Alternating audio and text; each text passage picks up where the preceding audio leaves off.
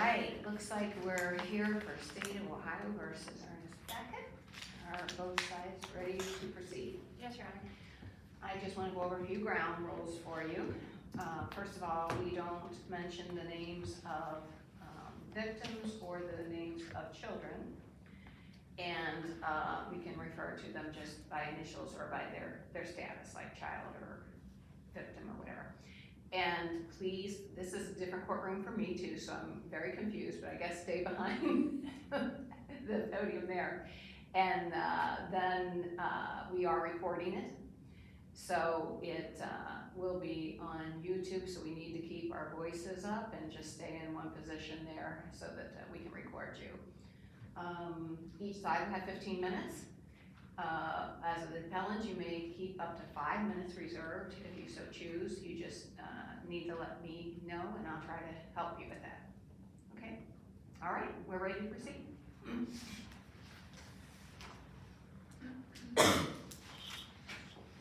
Good morning, Your Honors. May it please the court, I would like to reserve 5 minutes for rebuttal, please. Thank you.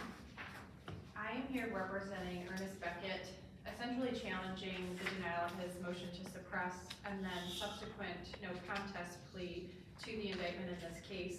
I'll start with the suppression decision. Our position through our briefing is that the evidence was not competent and credible for the court to actually deny the motion to suppress.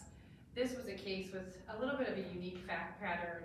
Lorain County Police were surveying a high crime area. The officer that initiated a traffic stop in this case actually received information from another officer that there was some sort of criminal activity associated with Mr. Beckett's vehicle. And that prompted him to locate the vehicle and initiate a traffic stop. His testimony was that he could not see the license plate or read the license plate from 50 feet away at night, and that was the reason why he initiated the stop in this case. The reason that we think the evidence was not credible or competent is that the officer testified, actually he couldn't actually say during his testimony how far away he was from the vehicle at any point.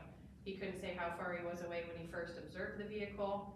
There wasn't a point where he could say this is where I was and this is where that vehicle was. On top of that, he was questioned by defense counsel regarding his vision, because is this a question of, is there an equipment violation or is it, I'll call it user error, maybe his eyesight's not that great. The testimony that he put forth during the hearing was that he had no idea or couldn't say when he had his last eye exam that he could have problems with his vision. He also said that he may not be able to see something from a distance of 50 feet away, even if it was properly illuminated. And so I think when you're looking at the testimony that was provided at that hearing, coupled with testimony from other witnesses, that calls into question whether or not there is competent and credible evidence that the stop was valid to begin with. I know that the girlfriend of Mr. Beckett and his father testified regarding the status of the vehicle, and I understand that was after the fact.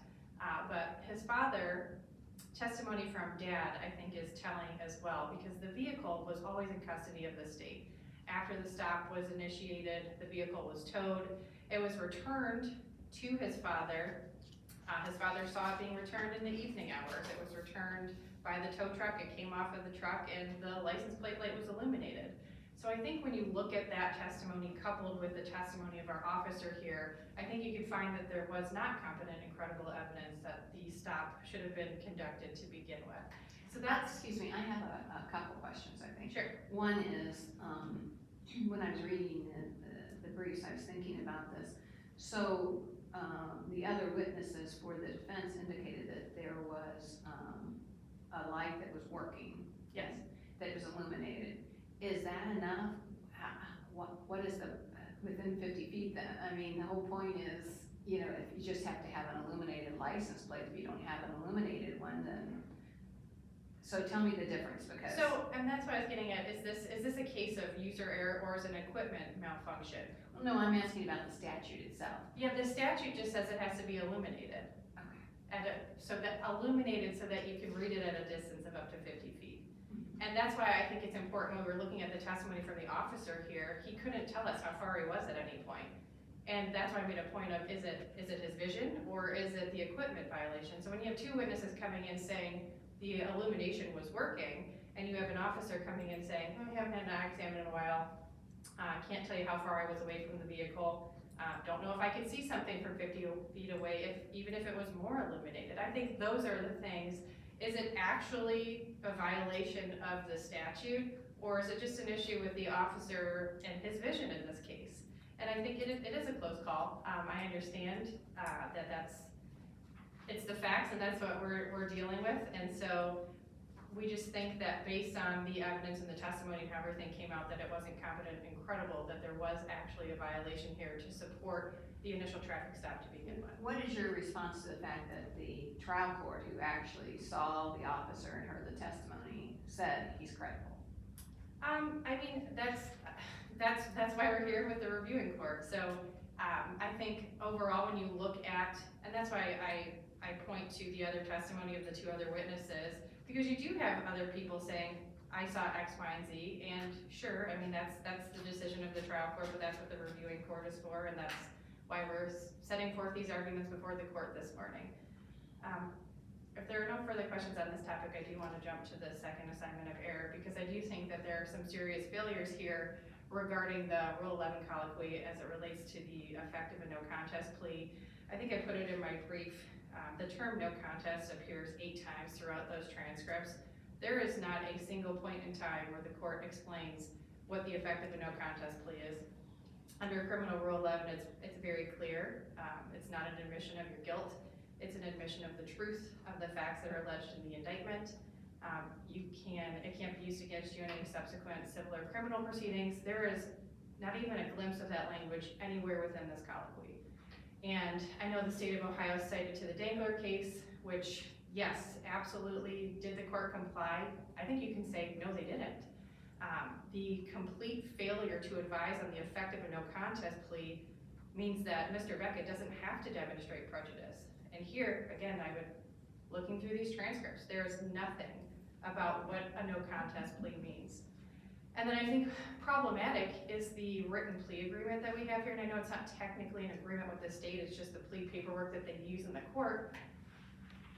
But that document itself is talking about a guilty plea. There's a paragraph there, I think it was paragraph 7, where the defendant is asked, did your lawyer explain the effects of a guilty plea and the consequences? That's not a no contest plea.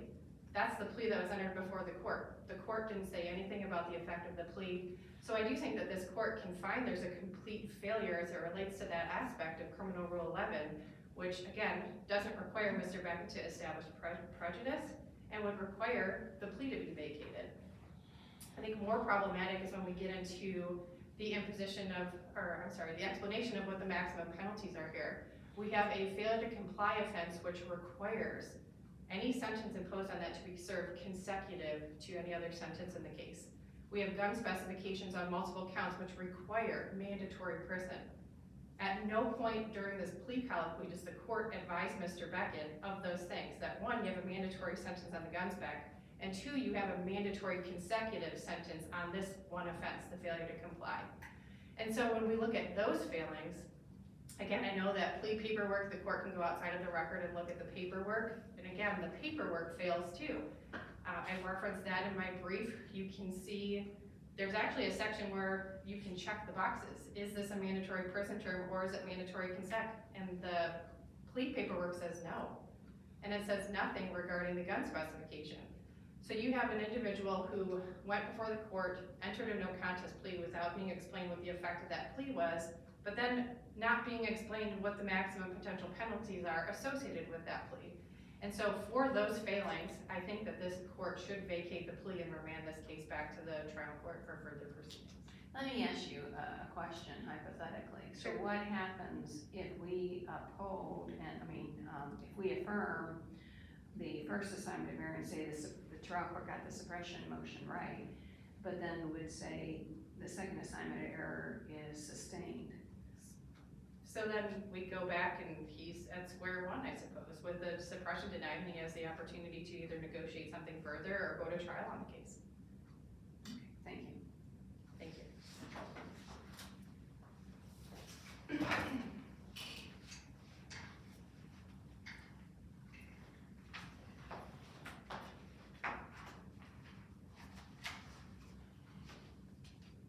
morning, Your Honors. May it please the court. My name is Spencer Luckwitz. I'm representing the state of Ohio on behalf of the Lorain County Prosecutor's Office. I'm going to begin where my colleague did with the motion to suppress, and I would first like to point your attention, Judge Hensel, and your attention, Judge Sutton, to a recent decision authored by you, Judge Hensel, State v. Weiss, which came out in June of this year, where we had remarkably similar facts to the suppression hearing that occurred in this case, where it was one officer who testified, who observed the elements of the offense. In that case, it was another subjective offense. It was a loud muffler. And then we had two other witnesses who testified that they didn't think the muffler was too loud. In that case, this court determined that since there was no witness other than the officer who testified about the exhaust noise at the time of the traffic stop, that the court found the trial court's determination that there was indeed, or that there should not be a suppression of that stop to be credible, and upheld the trial court's denial of the suppression. I think that tracks exactly here with this, where we had. And I just wanted, I was trying to check real quick, but, because I don't remember. You didn't cite that, did you? I did. State v. Weiss is in my brief, Judge. Okay. Oh, I see. Okay. Thank you very much. Of course. Further, we have, it's the exact same situation here. We have one officer who testified what he saw on the October 1st, 2022, the night of the offense, the night of the traffic stop. And then we have two people who testify, one of which 7 to 10 days later was when she observed the rear license plate illumination. Also, mind you, not from any discernible distance. And the other person, his father, Mr. Beckett's father, who said that once the car was received from the impound lot, the light was working. Again, not at the time of the offense. Further, Officer Daniel testified that he couldn't see the plate until he was right behind the car. If the statute says readable within 50 feet, then he can't read it until he's behind the car. Then he couldn't read it when he was 40 feet away or 30 feet away. He couldn't read it until he made the stop. So he did, in fact, testify that he couldn't read the license plate within that statutory requirement. But ultimately, whether or not the stop was valid is not the issue here, because nothing from that initial stop, no evidence, no charges from that initial stop were brought by the state of Ohio. Everything that happened, every charge that was brought by the state occurred because, and only because, I would argue at this point, that Mr. Beckett fled the scene. He was lawfully stopped. He informed Officer Daniel that he did not have a license, that he couldn't find his insurance card, and then he put his vehicle in drive, and he drove away while Officer Daniel was still sitting, or standing, I should say, right next to the car. So you're arguing that it's not the fruit of the poisonous tree because there was an independent Yeah, it's crime. an independent criminal act that created brand new probable cause to then search, find, and stop Mr. Beckett.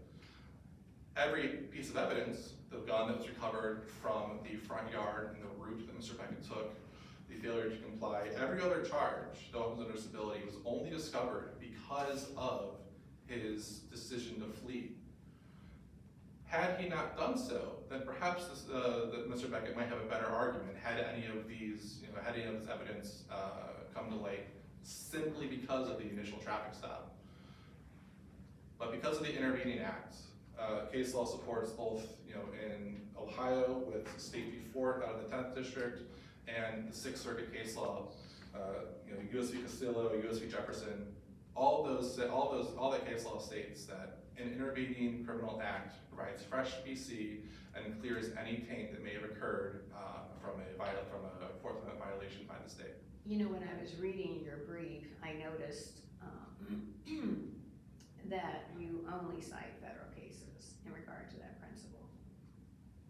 I may have missed up the 10th District. I believe the 10th District case was cited in the state's reply brief and post-hearing.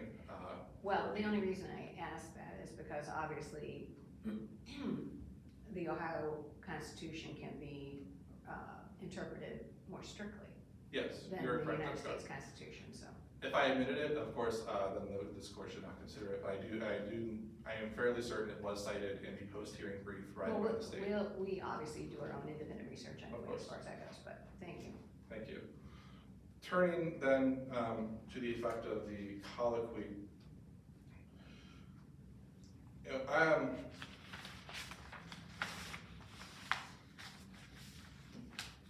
Meehan mentioned that she views the more serious omission to be the one of the refusal to state the maximum consecutive penalty. The state disagreed with that. We don't believe that is the more serious omission for a couple of reasons. First, the characterization of the police sheet we feel is incorrect. What's being as accurate that it does not state in the chart portion of the police sheet, any maximum consecutive requirement or any presumption of prison. But what it does do is right below that, it says what is the maximum prison term that Mr. Beckett is facing. It says 15.5 years, which actually is the maximum prison term if you consider the gun specifications and every count running consecutively. He was facing exposure of 15 and a half years. So that does comport, and there was frequent cites to the 9th District state case, State v. Bailey, which I want to make sure we have the right one, because there's quite a few State v. Baileys knocking around it there. That site number is 26 Ohio 4937. I want to point out that in State v. Bailey, it was considering not just an admission or not just a failure for the trial court to not provide consecutive warnings, but also to not issue or have any warning of the aggregate effect of the plea. And cited on paragraph 17 in State v. Bailey to a similar case where there was no admonition by the trial court during the sentencing hearing or the plea colloquy, but when there was an aggregate sentence that was provided to the defendant, I believe through plea sheets prior to the sentencing, that they found that the 6th District viewed that to be enough of a recognition of the maximum sentence to overcome the partial failure of the trial court not to give the maximum potential sentencing here. And we think that that is directly on point, since Mr. Beckett was provided with the possibility of a maximum sentence of 15 and a half years, regardless of whether or not the fact that the trial court didn't say, hey, the failure to comply would have to be consecutive to any other offense that you may be sentenced with, there is not going to be a complete failure, and therefore you would have to show prejudice, and therefore Dangler would apply in that instance. And therefore, since there was no prejudice shown by the defendant regarding the admonition of the sentencing, then there should be no reason for this court to reverse based on the admonition, based on the failure to give the warning of the potential consecutive sentence. Further, I'd like to point out that the actual statute for failure to comply doesn't require a prison sentence itself. It says if a prison sentence is given, then it has to be consecutive. But since a community control sanction, it could be appropriate for a violation of 2921.311. There does not necessarily mean that there would be a consecutive sentence. And since there might not be a consecutive sentence imposed, the trial court would need to admonish the fact that there is a possibility of it. It's not statutorily required if it's not imposed. If it is imposed, then it has statutorily required. But if there's no sentence, I should say. Turning then to the question of the no contest plea and the criminal rule 11C2 or C2 question, and then 11B2 question. The state disagrees that this was a straight no contest plea. I think if you read the transcript on page 2 of the plea and sentence transcript, the first time the attorney for Mr. Beckett addresses the court, he says that we are pleading no contest with a stipulation of guilt. They are aware that the effect of this plea is going to be Mr. Beckett's going to be found guilty of these charges. They're stipulating to it. They're saying, we plead no contest, we stipulate guilt. The trial court asked that on page 9 of the record. They asked Mr. Beckett, are you good with a plea of no contest being entered on your behalf with a stipulation of guilt? And Mr. Beckett replies yes. He is aware that he is admitting no contest, and he is aware he is going to be found guilty of the offenses as they are alleged. I don't quite know how much clearer you can get as to what the effect of the plea is going to be.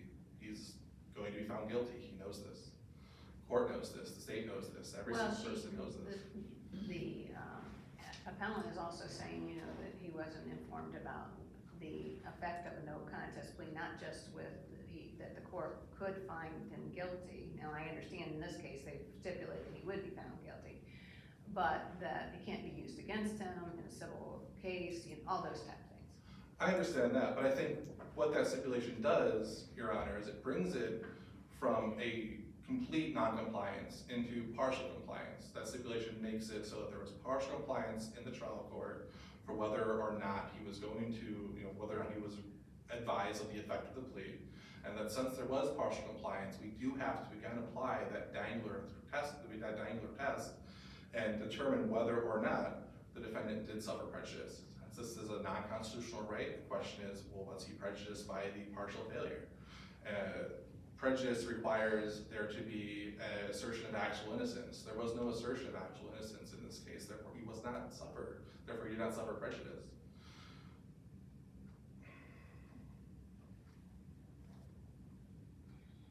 Finally, I want to briefly mention the last point, I think, of my brief, which is the Tanchak decision. If this court finds that the failure of the trial court to properly admonish on the maximum potential sentencing would in fact require it to be sent back, precedent in this district says that only those sentences that are affected would need to be sent back to the trial court and redone. Meaning only the sentences that carry a maximum or a mandatory prison term. The sentences that don't carry a mandatory prison term, those that aren't the failure to comply, those without the gun justifications, stand. Since Ohio doesn't recognize a sentencing scheme, there's no sentencing package, since this was not a sentenced agreement, he pled straight to the indictment, they wanted community control for the whole shebang, they couldn't get it by statute. State was arguing for prison the entire time, there was no agreement. This can be returned piecemeal then to the trial court under this court's precedent in Tanchak. So for those reasons, the state asks that you affirm the trial court's decision in suppressing and not suppressing the evidence against Mr. Beckett, and asks that you uphold the sentence provided by the trial court. Thank you.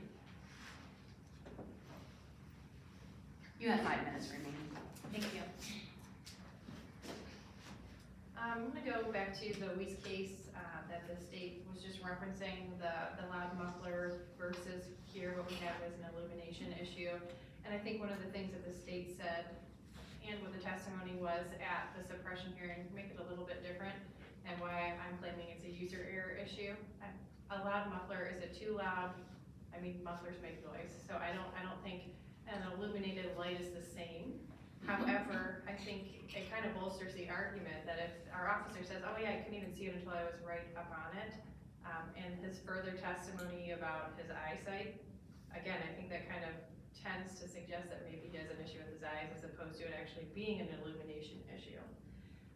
Well, counsel, but the state is saying all that's irrelevant because of the fact that Sure. there was an independent intervening criminal act that was committed after the stop. And so what I would say to that is if we're saying, let's say this court were to find that there wasn't probable cause to initiate this stop, then what do we have with the officer at the side of the vehicle? We have a consensual encounter at this point. So does he have to stay and talk to the officer? No, he doesn't. So what is he failing to comply with? So I think that's my counter to that argument, is that if the stop is not valid to begin with, he does not have to talk to this individual. And so there wouldn't be that intervening crime. What crime did he commit during a consensual encounter? And so that would be my argument to the state's position on that specific issue. Do you agree that there's Ohio case law, state case law in regard to this? I'm sorry? Do you agree that there is Ohio state case law in regard to this issue?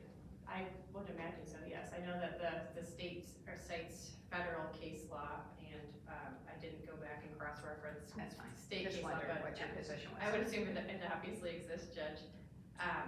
As it relates back to the the plea colloquy and those issues, I still think that when we look at it, there's a complete failure here. I know that going back through the transcripts, there's absolutely no explanation of what the effect of a no contest plea is. The obligation is on the trial court to talk to the defendant before accepting a plea as to what those things are. The language of Rule 11 is very specific, and I know the court doesn't have to give it verbatim, but here we have absolutely nothing that says here's what the effect of your no contest plea is or what it means. And without that, I don't know how it's not a complete failure. with the sentencing scheme as well. I know there was some conversation with the state of Ohio regarding the terms and the aggregate term was there. So then what do we do when we have a piece of paper that has contradicting information on it? We have plea paperwork that quite literally says mandatory, mandatory consecutive. No. How can we say that a person that's reading that piece of paper understands what the maximum penalties are? There's no advice from the trial court that says this is a mandatory prison term. This is a mandatory consecutive prison term. And one of the things that I think was a little bit strange that came from the state just now was a comment about, well, the failure to comply, the statute doesn't say you have to get a prison term, it says if one's imposed. But if you're pleading to other things that have gun specifications, you know prison's going to be imposed because the gun specifications are mandatory. So I think that's where the problem lies. You don't tell the person it's a mandatory prison sentence, and you don't tell the person that this other crime that they're pleading no contest to has to be served consecutive to any other sentence that's there. So I think that these are significant failings, and I think it would be unjust if this case were not to be remanded. And so we are asking the court to overturn not only the denial of the suppression in this case, but also find that this plea was not valid and vacate it and remand it to the trial court for further proceedings. Thank you. Thank you. All right, the court will take the matter under advisement. We appreciate you arguing today, and we will issue a written opinion that will be sent to both sides, and you can also check, obviously, online at the Supreme Court of Ohio. Thank you so very much. Thank you, Your Honor. Thank you.